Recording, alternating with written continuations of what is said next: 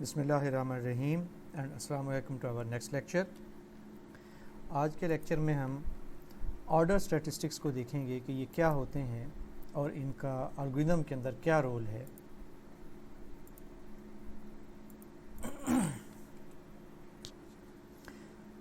What are the order statistics? ith smallest element in given data is known as the ith order statistic। मिसाल के तौर पे अगर हम इस फिगर को देखें तो देखें ये सबसे छोटा एलिमेंट है, तो इसको हम कहेंगे फर्स्ट ऑर्डर स्टैटिस्टिक। उसके बाद ये वाला एलिमेंट है, इसको हम कहेंगे सेकंड ऑर्डर स्टैटिस्टिक। ठीक, ये फर्स्ट ऑर्डर था और वो सेकंड ऑर्डर। इसी तरह से ये इस अरे में हमारे पास तीसरा सबसे छोटा एलिमेंट है, इसको हम कहेंगे third order statistic. Similarly we have this one the fourth order statistic and we have the last one the fifth order statistic.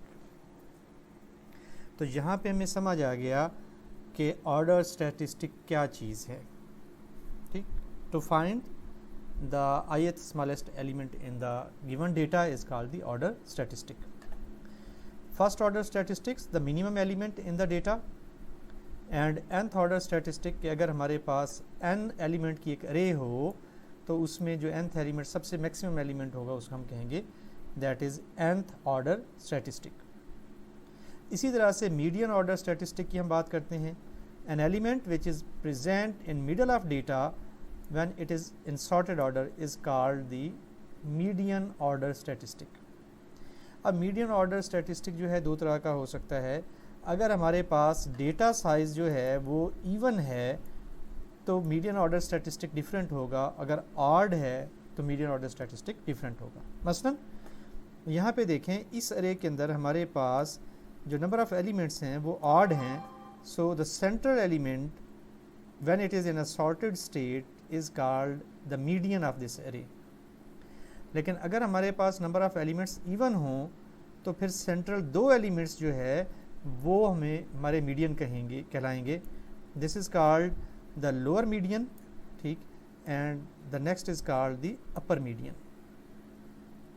ठीक है, तो हमें मीडियन ऑर्डर स्टैटिस्टिक का भी आइडिया हो गया कि ये क्या चीज़ है। Order statistics tend to select an element of ith order statistics। ठीक, यानी ith order element जो होगा उसको select करना, इसको हम order statistics कहेंगे, इस process को order statistics कहेंगे।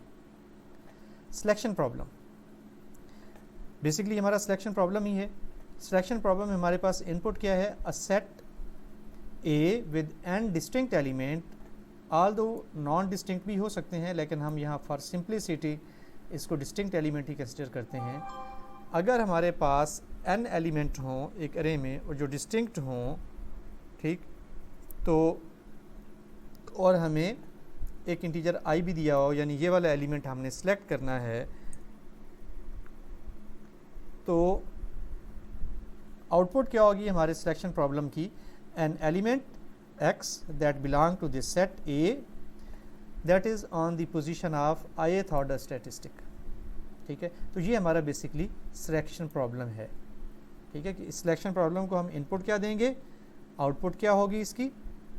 ठीक, ये दोनों चीज़ें में समझ आ गई।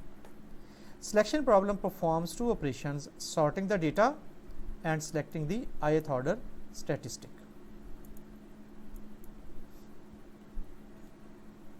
और अमूमन हमारे डेटाबेस की जो एप्लीकेशंस होती हैं उनके अंदर इस किस्म के स्टैटिस्टिक्स फाइंड करना हमें बहुत कॉमन ज़रूरत पेश आती है।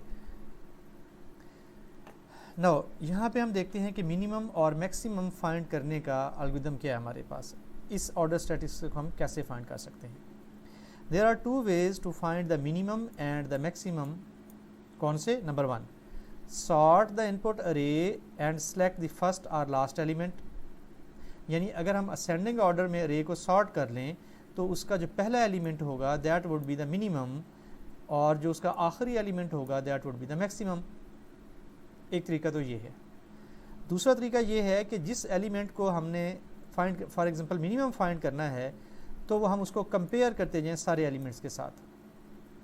कैसे कंपेयर करेंगे, ये जो एल्गोरिथम यहाँ दिए हुए हैं अभी हम इसको देखते हैं, तो इसमें ये दूसरा मेथड डिस्क्राइब किया गया है। First method may take linear time however second method is guaranteed to take linear time. इसका क्या मतलब है? इसका मतलब ये है कि हमारे पास बहुत सारे सॉर्टिंग एल्गोरिदम्स हैं जो कि डिफरेंट उनकी टाइम कम्प्लेक्सिटी है। मिसाल के तौर पे हमारे पास O n square time complexity के भी एल्गोरिदम एग्जिस्ट करते हैं, ठीक है। ओ एन लॉग एन के भी एल्गोरिदम एग्जिस्ट करते हैं और ओ ऑफ एन के भी सॉर्टिंग एल्गोरिदम एग्जिस्ट करते हैं। तो हम कौन सा एल्गोरिदम लगाएं सॉर्ट करने के लिए, उसकी बेस पे हमारे एल्गोरिदम की टाइम कम्प्लेक्सिटी निकलेगी। तो चूंकि लीनियर टाइम के भी हमारे पास एल्गोरिदम एग्जिस्ट करते हैं, तो हम पहला सोल्यूशन जो है वो लीनियर टाइम में भी सॉल्व हो सकता है। लेकिन अगर हम ये वाला मेथड यूज़ करें तो ये गारंटीड होगा कि ये लीनियर टाइम ही लेगा। मिसाल के तौर पे इस एल्गोरिदम को देखें, मिन, ठीक है। A1 पहले एलिमेंट को हमने कहा कि हमारा मिनिमम एलिमेंट है, फिर हमने 2 से शुरू किया यानी दूसरे एलिमेंट से, तो सारी अरे तक हम गए। अगर हर एलिमेंट को चेक करते गए, अगर कोई भी एलिमेंट हमारे मिनिमम एलिमेंट से छोटा हो जाए तो फिर हम उस एलिमेंट को मिनिमम कह देंगे, फिर हम उस एलिमेंट को मिनिमम कह देंगे, ठीक।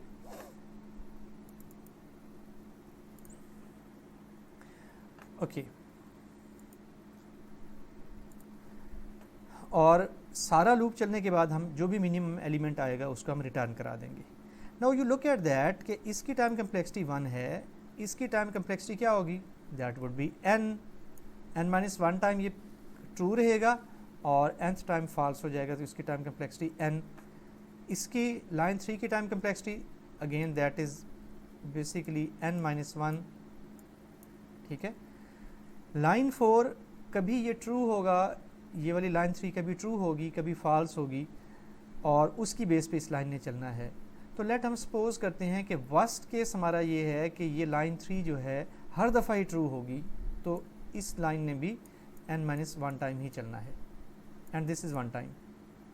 अब अगर आप इसको सबको ऐड करें, ठीक है, सो इट बिकम्स 3n। ये -1 ये -1 इन दोनों से कट गया, 3n आपके पास आ गया, ठीक है। और 3n बेसिकली आपके पास it becomes theta of n। So that is the time complexity of your minimum finding algorithm using this second method. इसी तरह से हम मैक्सिमम को प्रोसेस करेंगे कि पहले एलिमेंट को हम मैक्सिमम कहेंगे और फिर पहले एलिमेंट के अलावा बाकी सब अरे एलिमेंट्स को हम चेक करेंगे। अगर कोई भी एलिमेंट हमारे मैक्सिमम एलिमेंट से बड़ा हो जाए तो फिर हम उस एलिमेंट को मैक्सिमम कह देंगे। अगेन इसकी भी टाइम कम्प्लेक्सिटी थीटा n होगी, ठीक। वेयर क्लास हम आम तौर पे लगा रहे होते हैं अपने एसक्यूएल स्टेटमेंट्स के अंदर, डेटाबेस में, और बहुत सारी कम्प्लेक्स क्वेरीज आप लिखते हैं तो इसका काफ़ी यूज़ वहाँ पे हमें नज़र आता है। Selection in linear expected time, ठीक है, यानी एवरेज टाइम में सिलेक्शन का ऑपरेशन कितना टाइम लेगा अगर हम उसका एवरेज केस लें। Based on logic used in quick sort, ठीक, randomised selection method is designed, ठीक है। क्विक सॉर्ट आप पढ़ चुके हैं, और अगर आपके जहन में नहीं है तो वो क्विक सॉर्ट का लेक्चर जो है जाके दोबारा से देख लें, ठीक है। रेंडमाइज क्विक सॉर्ट का एल्गोरिथम, तो इसको भी हम उसी तरह से सॉल्व करने की कोशिश कर रहे हैं। Average case for quick sort time is this, it is not linear. Average case for randomize selection takes theta n, ठीक। ये जो हम एल्गोरिथम डिज़ाइन करेंगे इसका जो एवरेज केस होगा वो लीनियर टाइम लेगा। Randomise select uses the procedure randomised partition, जो कि हम पहले पढ़ चुके हैं।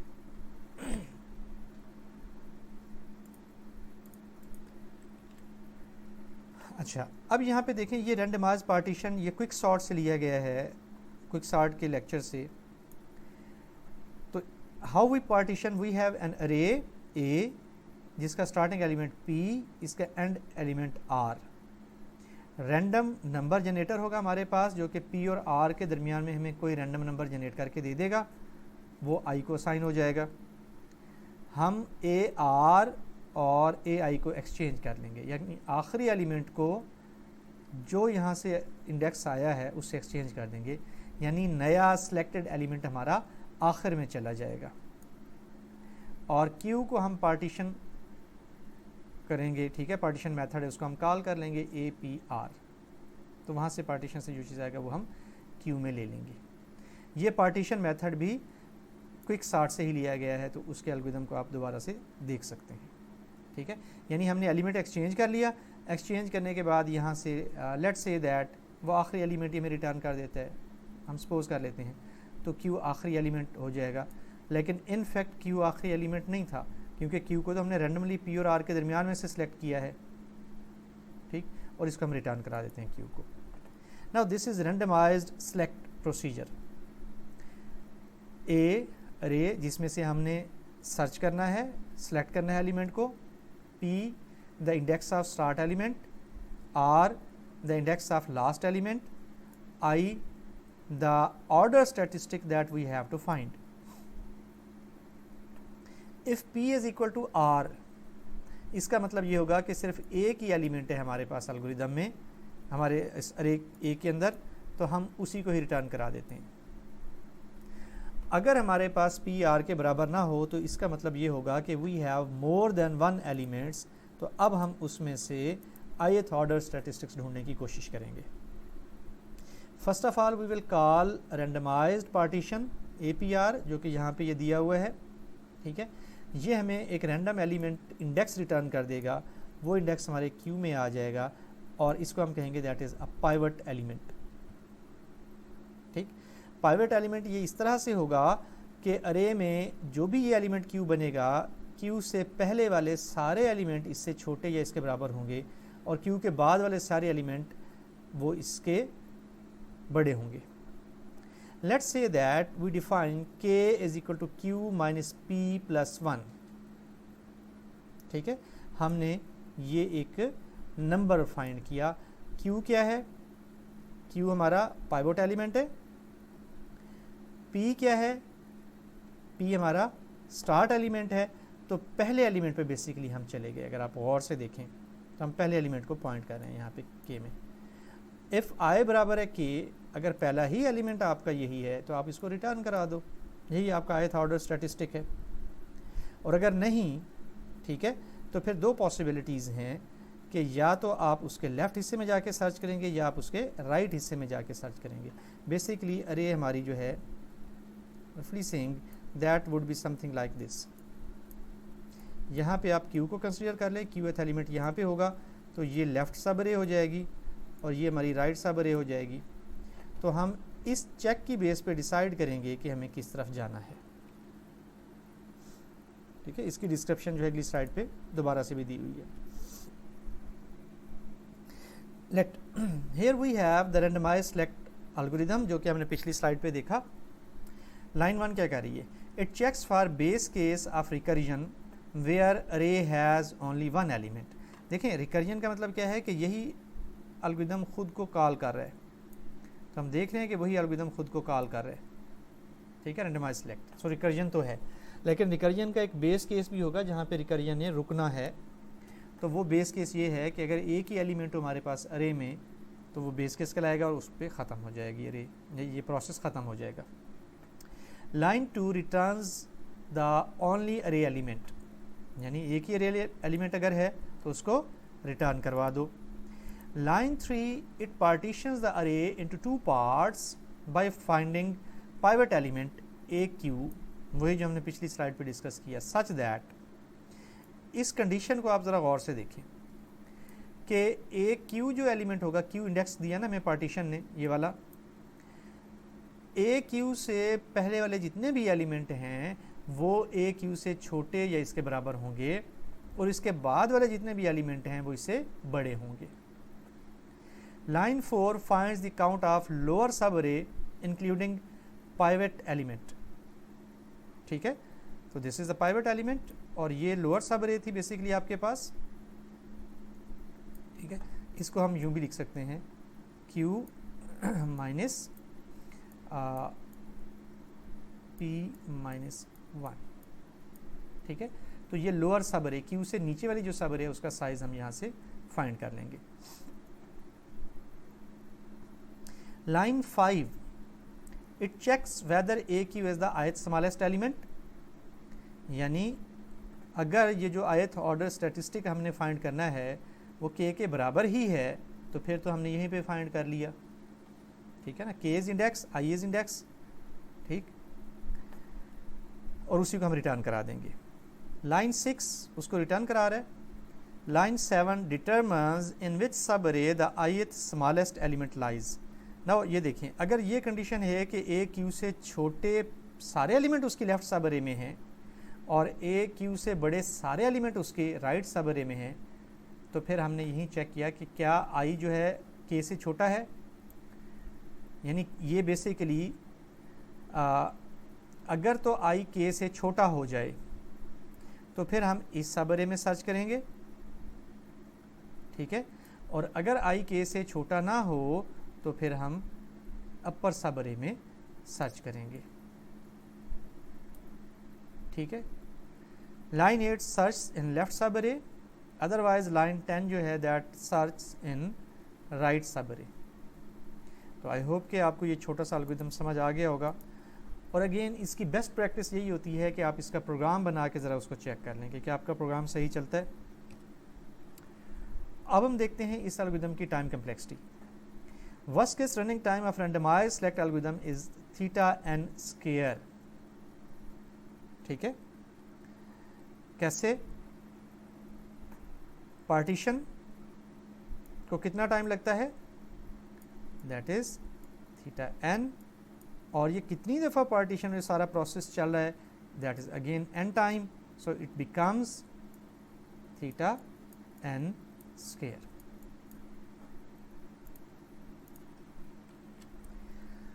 Due to randomization no particular input depicts the worst case.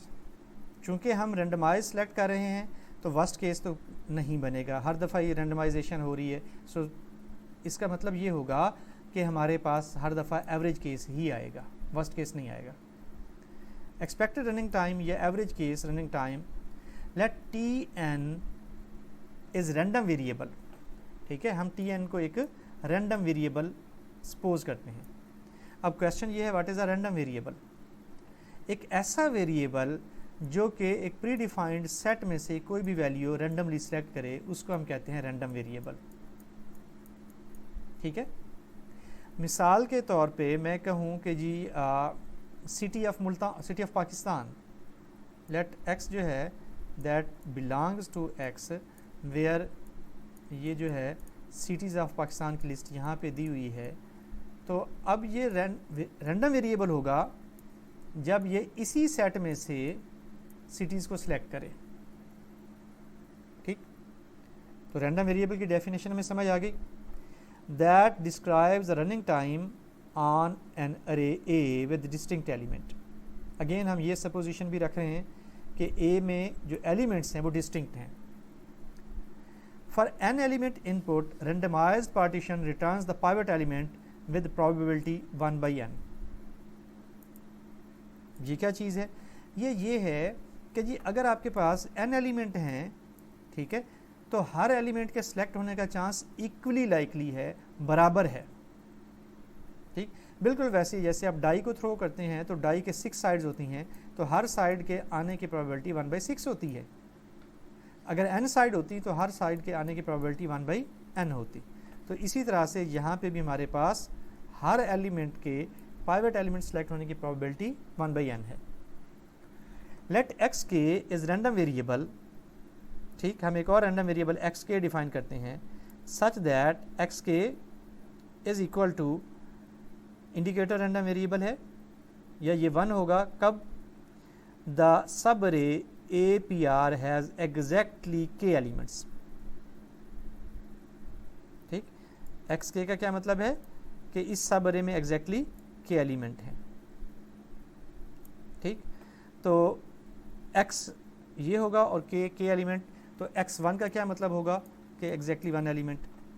तो expected running time, expectation of xk is 1/n, यानी उस k एलिमेंट 1/k कह दें आप, ठीक है, कि उस k एलिमेंट में से किसी भी एलिमेंट को सिलेक्ट करने की जो प्रोबेबिलिटी है वो 1/k होगा, या जितने नंबर ऑफ एलिमेंट्स होंगे उसी से उसको आप डिवाइड कर दें। Due to randomness we can not know which subarray will be chosen. ठीक है, अगर इस तरह से हमारे पास दो सब अरेज बन रही हैं तो रैंडमाइजेशन की वजह से हमें ये नहीं पता चलता कि कौन सी सब अरे सेलेक्ट होगी। Let's assume that ith smallest element always lies on the largest सब अरे साइज। ठीक है, यानी अगर ये सब अरे छोटी है और ये सब अरे बड़ी है, ठीक, तो इस पे सर्च करने के लिए, इसमें फाइंड करने के लिए कम टाइम लगेगा और ये बड़ी सब अरे में सर्च करने के लिए ज़्यादा टाइम लगेगा। तो हम एज्यूम करते हैं कि हमारा जो ith ऑर्डर स्टैटिस्टिक है जिसको हम फाइंड करना चाहते हैं वो हमारा लार्जेस्ट सब अरे में ही है। लार्जेस्ट अगर ये होगी तो इधर, अगर ये लार्जेस्ट होगी तो इस साइड पे। एक्स के बराबर है 1 for only one value of k and 0 for all other values. इस पॉइंट को भी ध्यान में रखें, यानी एक्स के जो है, ठीक, के वैल्यू के लिए तो 1 होगा, बाकी जगह पे 0 होगा। मिसाल के तौर पे मेरे पास मल्टीपल एलिमेंट्स हैं, this this this this and this. ठीक है, दिस इज 0 1 2 3 4 एंड 5। मैं के कहता हूँ 3, तो एक्स के उसी सूरत में 1 होगा, ठीक है, जब आप 3 पे मौजूद होंगे, यानी x3 यहाँ पे 1 होगा और बाकी सारी जगह पे 0 होगा।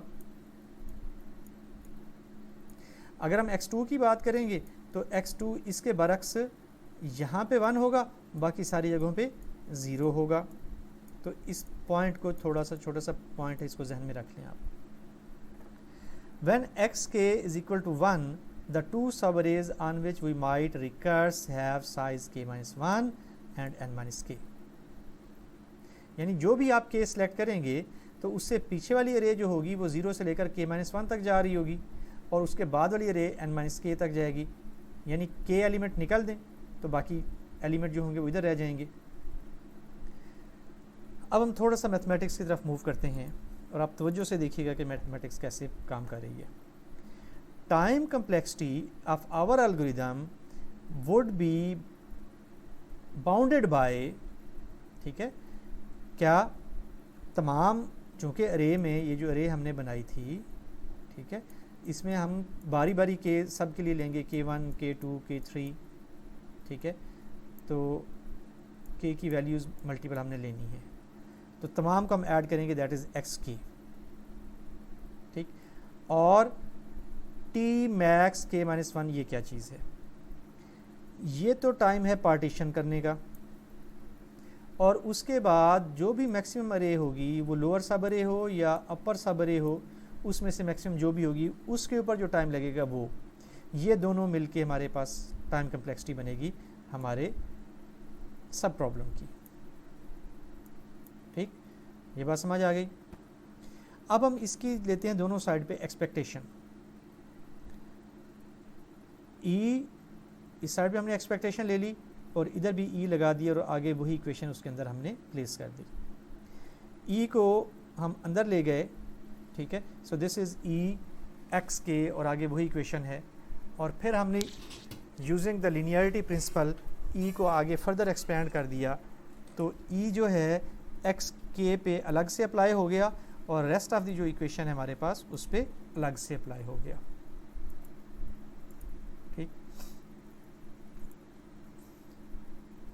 ये के basically i is equal to के वाला जो केस था ये वो वाला है, ठीक है, और ये वाला केस आगे जो दो हमारे पास रिकर्सिव कॉल्स आ रही थी ये उसके बारे में है।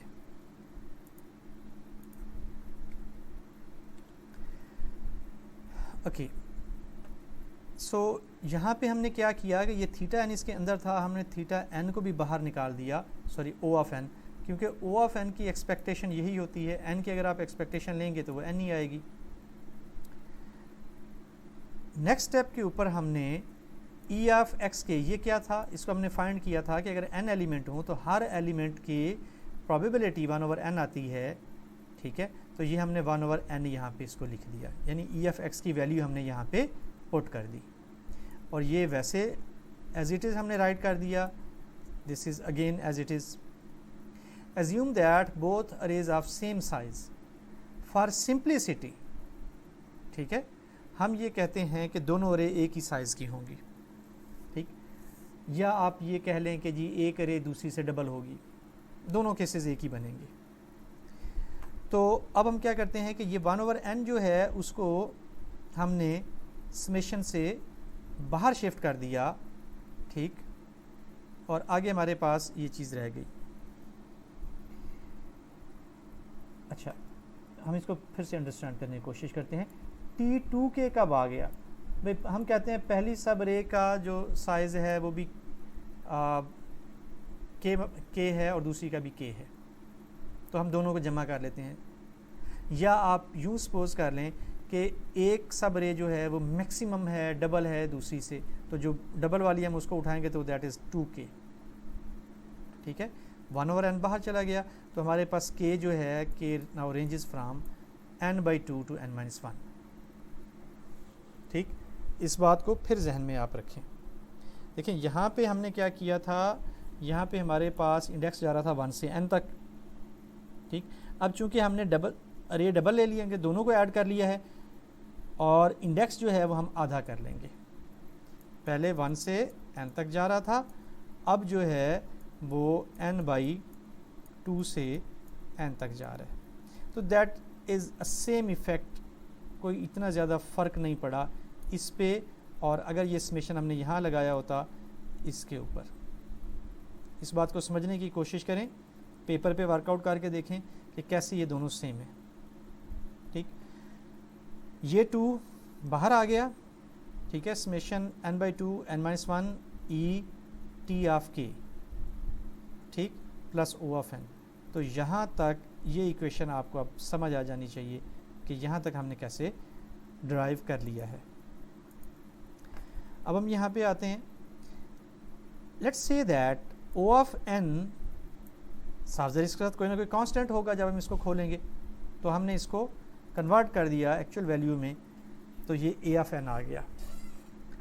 t ऑफ k, ठीक, that is something c of k, कोई कांस्टेंट होगा उसके साथ k के साथ, ठीक। तो हम इसको कांस्टेंट को यहाँ पे लिख देते हैं, we get this expression. c चूँकि कांस्टेंट है, c को हम बाहर ले गए, 2c/n, k यहाँ पे रह गया और ये इंडेक्स k के ऊपर ही चल रहा है, प्लस an, और नीचे आके हमने यहाँ पे आखिरी इक्वेशन में ये चीज़ वैसे लिखी रही। अब इसको गौर करें, इसको हम दोबारा पहले वाली कंडीशन में लाने की कोशिश करें कि ये n/2 से n-1 तक जा रहा था, हमने इसको 1 से n-1 तक कर दिया, और ये जो एक्सप्रेशन है इसको 1 से n/2 - 1 तक कर दिया। ये n/2 तक आप कर लें, ठीक है। ये n/2 यानी दूसरे लफ्ज़ों में ये यूँ हो गया कि फ़र्ज़ करें ये जो चीज़ थी आपके पास n/2 to n-1 तक, ये मेरे पास एक अरे है, और ये n/2 से n-1 तक ये मेरे पास ये पार्ट था जिसको ये वाली इक्वेशन शो कर रही थी, ये वाला समेशन, ठीक है, और ये समेशन भी। अब मैंने यहाँ पे ये किया कि ये समेशन 1 से n-1 तक चले गए, तो मैंने पूरी अरे को ले लिया, माइनस k 1 से n-1 n/2 - 1 तक, यानी फिर अगेन ये था, ये वाला एलिमेंट इसका कौन सा था, n/2 वाला एलिमेंट, और ये जो दूसरा एक्सप्रेशन लिखा है, ये दूसरा एक्सप्रेशन ये बता रहा है कि यहाँ से यहाँ तक, यानी उससे पीछे तक के सारे एलिमेंट को मैंने सेपरेट कर लिया। पहले मैं सिर्फ इसको ले रहा था, अब मैंने एक बड़ी अरे बना दी और फिर एक छोटी हाफ अरे बना दी। तो इस बड़ी अरे में से अगर मैं इस हाफ अरे को सबट्रैक्ट करूँ तो मेरे पास यही वाली अरे आ जाएगी वापस, तो कोई बड़ा काम नहीं हुआ, ठीक है। प्लस an, सिर्फ हमने एक्सपेंशन की है यहाँ पे इंडेक्स वाइज। ओके, ये वही पिछली इक्वेशन है जो हमने यहाँ दोबारा रिप्रोड्यूस कर दी। हमारे पास अरिथमेटिक सीरीज़ का, अरिथमेटिक प्रोग्रेशन का एक फार्मूला है जो कि ये है, कि अगर कोई सीरीज़ 1 से n तक जा रही हो और k 1 से n तक जा रहा हो, उसको हम ऐड करें तो that comes up this one. इसको यूज़ करते हुए हमने यहाँ पे इन दोनों एक्सप्रेशंस को डिटरमिन किया है। ठीक, आप पेपर पे वर्कआउट करके देख लें कि ये दोनों एक्सप्रेशन कैसे डिटरमिन हुए हैं, कैसे उससे बने हैं, और फिर हम इसको सिंप्लीफाई करते चले गए। ठीक, फाइनली वी गॉट दिस। ये सारे स्टेप्स मैं छोड़ रहा हूँ, आप ज़रा इसको पेपर पे खुद वर्कआउट करें। And we come up with the expected running time. ये सी ऑफ एन आ रहा है तो इसका मतलब है that is O of N.